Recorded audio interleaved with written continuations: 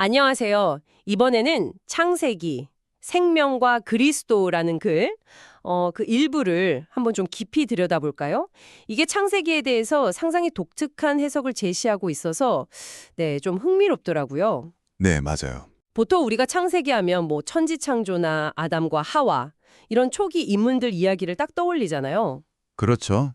대부분 그렇죠. 근데 이 글은 생명이라는 키워드로 전체를 한번 꿰뚫어 보려고 하는 시도거든요. 대체 어떤 주장인지 좀 궁금해지는데요. 이 글이 말하려는 핵심이 뭘까요? 네, 이 글의 가장 핵심적인 주장은 창세기가 그냥 옛날 기록, 뭐 고대사 이런 게 아니라는 거예요. 사실은 타락한 인류의 유일한 희망이자 구원, 바로 그리스도에 관한 책이다. 이런 관점이죠. 아, 그리스도요? 네. 그리고 하나님께서 그리스도를 통해 결국 당신의 원래 그 목적을 이루실 거다. 이 점을 강조하고요. 여기서 정말 독특한 점은 창세기 전체를 푸는 열쇠로 생명이라는 개념을 쓴다는 겁니다. 생명. 네. 그냥 우리가 아는 뭐 살아있는 것, 이런 단순한 생존이 아니라 하나님의 목적과 연결된 그런 특별한 종류의 생명을 말하는 거죠. 생명이 열쇠라. 이거 확실히 좀 신선한 접근인데요. 그럼 우리가 잘 아는 창세기 1, 2장 있잖아요. 천지창조 이야기. 이 생명이라는 관점에서는 그럼 어떻게 다르게 보이나요? 뭔가 좀 구체적인 해석 지점이 있을까요? 아, 네네. 아주 좋은 질문입니다. 이 글은 창세기 1, 2장을 단순히 뭔가를 만드는 기록, 이걸로만 보지 않아요. 그게 아니라 생명을 위한 환경을 준비하고 또 생명을 드러내는 그런 기록으로 본다는 거죠. 아, 환경 준비요? 네. 예를 들면 그 혼돈하고 어둠 속에서 하나님의 영이 수면 위를 이렇게 운행하시잖아요. 그걸 생명을 품는 행위로 해석을 하고요.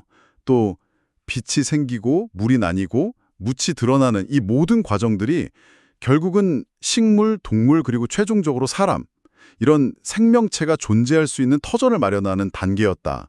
이렇게 설명을 하거든요. 와, 단계별로요? 네. 그리고 이 모든 것의 정점에 있는 그 생명나무, 이건 궁극적으로 하나님의 신성한 생명, 그러니까 그리스도를 예표한다. 이렇게까지 보고요.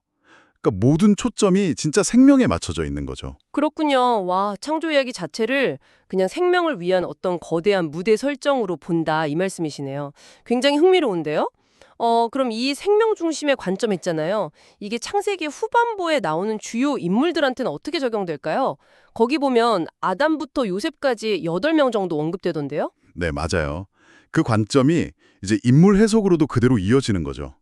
이 글에 따르면 성경은 이 인물들의 뭐 세상적인 업적이나 아니면 뭐 영웅적인 모습 이런 것보다는 그들의 생명 그 자체에 훨씬 더 주목한다고 주장을 해요. 생명 자체요? 어떤 네, 그러니까 하나님과의 관계 속에서의 모습이라든지 아니면 그들의 존재 방식 이런 거요. 대표적인 예로 아담을 들 수 있는데 그가 930년이라는 엄청 긴 세월을 살았다는 사실은 기록되어 있잖아요. 네, 그쵸. 근데 그 긴 시간 동안 구체적으로 어떤 위대한 일을 성취했는지 여기에 대해서는 성경이 거의 침묵한다는 점을 지적해요. 아, 그러니까 단순히 오래 살거나 어떤 대단한 일을 한 게 중요한 게 아니라 하나님과의 관계 속에서의 그 생명의 상태, 이게 핵심이라는 거군요. 바로 그거죠. 네. 그럼 뭐 에녹이나 노아 같은 다른 인물들도 비슷한 맥락인가요? 네, 정확합니다. 에녹 같은 경우도 하나님과 동행하더니 하나님이 그를 데려가셨다. 이거 외에는 사실 행적이 거의 없잖아요. 이 점을 또 강조하고요.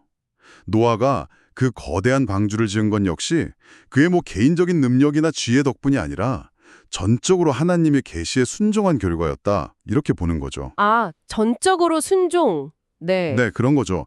그래서 아브라함, 이삭, 야곱 같은 족장들의 삶도 마찬가지예요. 세상적인 선행이나 업적보다는 하나님 앞에서의 그들의 삶 자체, 그게 중요하게 다뤄진다고 설명을 하죠. 그렇군요. 심지어 요셉의 그 파란만장한 이야기 있잖아요. 그것도 궁극적으로는 아버지 야곱, 그러니까 이스라엘로 변화된 그 존재의 생명과 권위를 세우는 과정이 일부다. 이렇게 해석을 하더라고요. 아, 요셉 이야기도 결국 야곱의 생명과 연결되는군요. 듣고 보니까 인물들의 이야기를 그냥 개인의 전기처럼 읽을 게 아니라 하나님이 의도하신 생명, 이라는 그 큰 주제를 드러내는 방식으로 보고 있는 거네요. 맞습니다. 근데 거기서 야곱이 이스라엘, 하나님의 왕자가 된 걸 특별히 강조하는 이유가 있을까요? 아, 네. 굉장히 중요한 포인트인데요. 이 글은 바로 그 야곱이 이스라엘로 변화된 것, 이것이야말로 하나님께서 찾으시는 합당한 생명의 상태를 보여주는 아주 중요한 예시라고 봐요. 그리고 더 나아가서 장차 오실 그리스도를 예표하는 결정적인 모습이다, 이렇게까지 주장을 하는 거죠. 아, 그리스도 예표까지. 네, 그래서 결국 창세기는 뭐 창조 이야기나 위인전이 아니고 처음부터 끝까지 하나님께서 당신의 목적을 이루시기 위해서 필요로 하시는 바로 그 생명, 즉 그리스도로 대표되는 그 생명이 무엇인지를 보여주는 생명의 책이다. 이게 이 글의 최종 결론인 셈입니다. 와, 정리가 되네요. 그러니까 이 글은 창세기를 단순히 태초의 역사나 영웅들의 이야기가 아니라 천지창조부터 여러 인물의 삶을 쭉 통해서 하나님께서 계획하신 궁극적인 목적, 즉 그리스도 안에서 발견되는 그 참된 생명에 대한 깊은 메시지를 담고 있다. 이렇게 보는 거군요. 오, 정말 흥미로운 통찰입니다. 네, 바로 그겁니다. 그래서 마지막으로 이런 질문을 한번 던져보면서 마무리하면 어떨까 싶습니다. 만약 창세기를 이 글의 주장처럼 근본적으로 하나님의 목적을 이루기 위한 생명에 관한 이야기로 우리가 받아들인다면 이것이 단순히 성경을 읽는 여러분의 방식을 넘어서서 어쩌면 여러분 자신의 삶의 목적이나 존재 이유를 이해하는 방식에는 어떤 영향을 미칠 수 있을까요? 이 점을 한 번쯤 깊이 곱씹어 볼 만한 질문인 것 같습니다. 네, 정말 생각해 볼 만한 질문이네요. 오늘 이렇게 깊이 있는 관점 함께 탐구해 주셔서 정말 감사합니다. 네, 감사합니다.